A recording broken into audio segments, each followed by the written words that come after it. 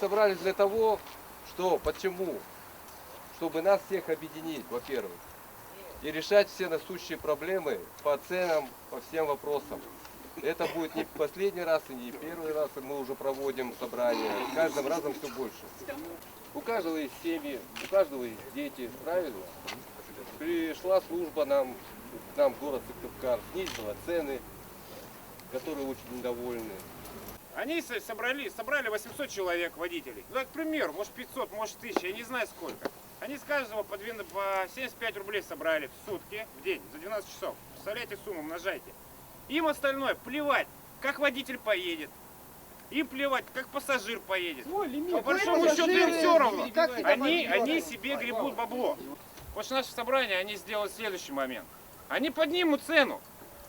И через неделю они их еще опустят ниже. Скажут, вы оборзели все.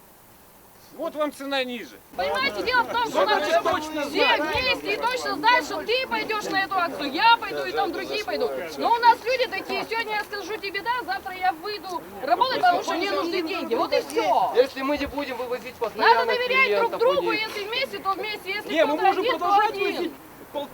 И тогда и будем потом за 35 возить. Да мы-то не против полтинников, мы и не возим эти полтинники. Я не для этого была иномарку в кредит, чтобы полтинники. Надо им давать толчок. Так вот и не надо возить.